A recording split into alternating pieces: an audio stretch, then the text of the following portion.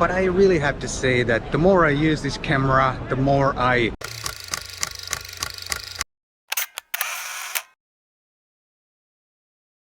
Hi guys, my name is Matti Sulanto and I'm a photographer. And today I'm gonna take another photo walk here in Kuala Lumpur, Malaysia. And my camera today is the Lumix GM1 and the lens mounted on the camera is the Lumix 40mm f2.5. This combo is not mine. The lens belongs to my friend Chun and the camera belongs to another friend, Robin. And I'd like to say big thanks to both of them for letting me borrow this camera and lens so I can make this video for you guys.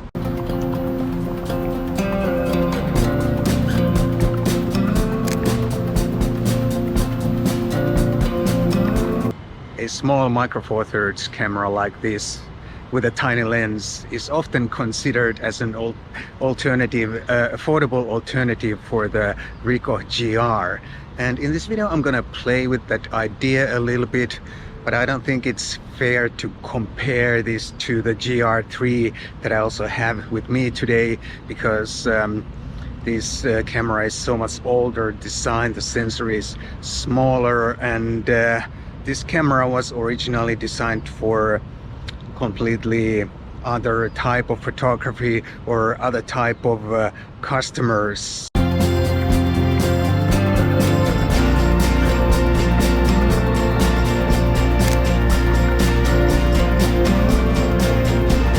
I remembered really well when this camera was new, and I actually, when I still had my blog back then, I reviewed this camera, and the camera that I reviewed back then, it had this same exact extra grip on it, and I really think the grip makes a big difference. It improves the ergonomics quite a lot, and this camera becomes much nicer to hold and handle with this little extra grip. And the grip is all made of aluminum, so it feels very high quality too. The only downside is that you can't access the battery or memory card door when the grip is attached. Other than that, it's a very nice accessory and highly recommended with this camera.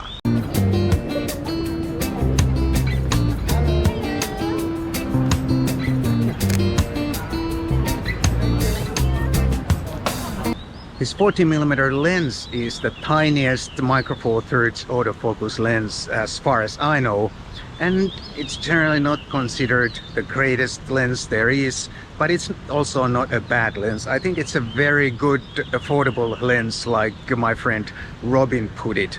And it's so tiny, and autofocus is fast, and it's quite sharp too. And especially if you're doing street photography, the sharpness is not your main thing. You are looking for decisive moments, compositions, and light and shadow, and all those things. You are telling stories, not pixel peeping.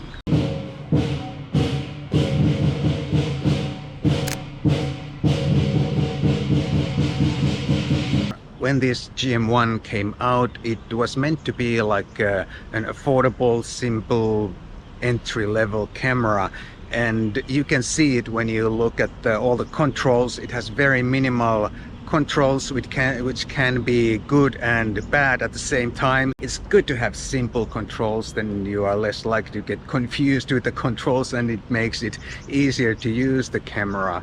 But it can also compromise the ergonomics a little bit, and I find that some of the settings are a little bit slow to set with this or dial in with this camera, because there's only one dial behind the camera.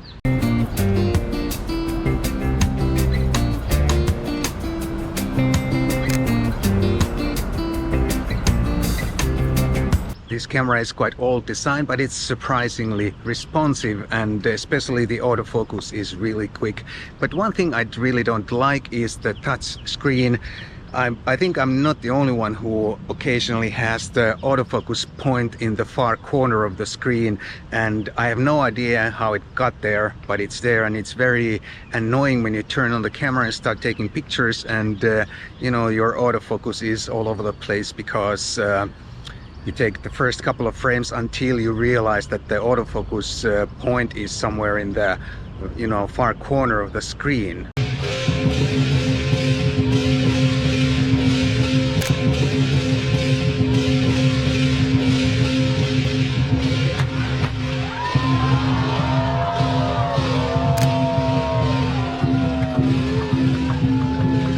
really not sure if I can compare this to my Ricoh GR3. I mean, it's so different camera, and you can get some excellent pictures, street photos on this camera too. It's just a little bit different to use than the GR3, which is so well tailored for that particular genre, snap shooting, street photography. It has so many features that are designed for that particular genre of photography, and this is more like a general purpose camera. It tries to be, I keep hearing noises behind me, but I don't know what it is. This is more like a general purpose camera. It can do a little bit of that and a little bit of something else, and it's a compromise, but you can certainly get nice pictures on this camera. And if you're looking for an affordable street package, then this could be it.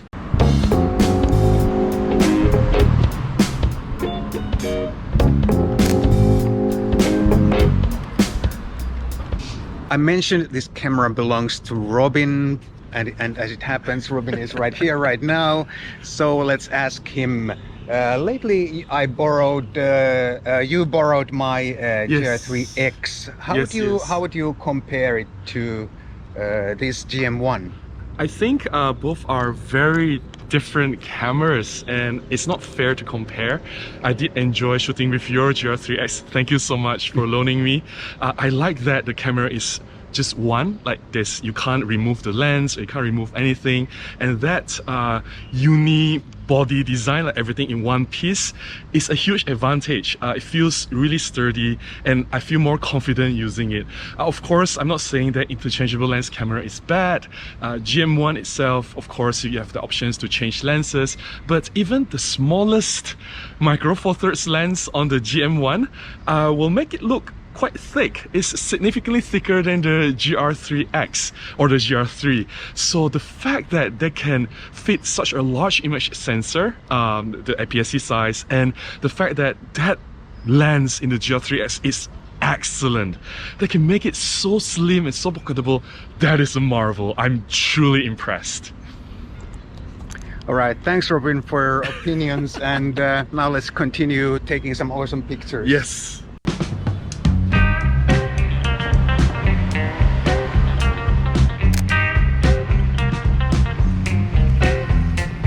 I said the control layout is a little bit too basic to my taste, or yeah, too basic, but it doesn't mean that you can't enjoy this camera.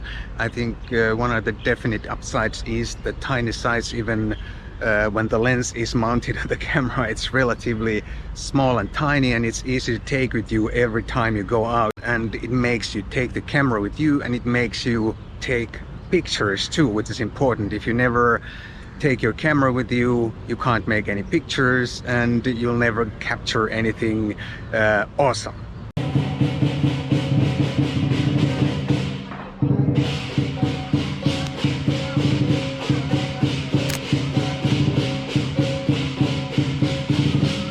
I'm not sure if I'm imagining things or not, but I think there's a tiny bit of shutter lag in this camera. Not much, like a 0.1 second or something, but I'm pretty sure I feel that and see that when I hit the shutter. Not a big thing, but something that I definitely feel. I think I feel it.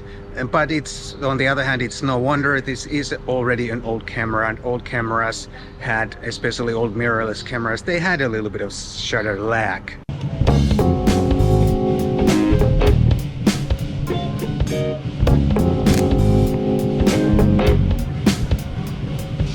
I mentioned this extra grip improves the handling considerably, but still this camera is so tiny, so small, and especially the back of the camera is, everything is just a screen, and it's so difficult to place your thumb without accidentally hitting a button or the dial. So I think the handling is heavily compromised because of the tiny size. The more I use this camera, the more I don't like it, and I think there's a very good reason why a camera needs to be a certain size. It can't be too small. This is already a little bit too small, and the handling is bad because of that. So small is always not the best.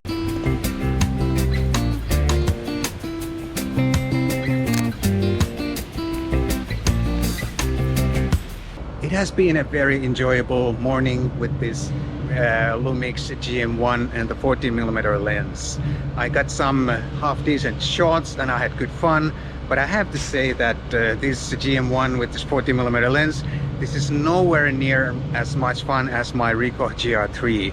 I know it's not fair to say that because this is much older camera, much more affordable camera, but anyway, I'd still much rather pick up my GR3 for a fun morning walk, photo walk, than this one.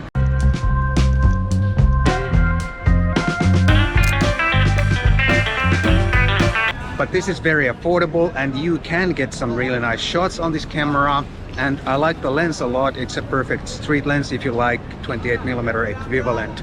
But the camera itself, it is just too small and it's too cumbersome to handle, and my hand gets tired because I have to hold the camera like this. I can't grip it properly because then my thumb hits all the wrong spots and I get you know, all the weird settings that I don't want.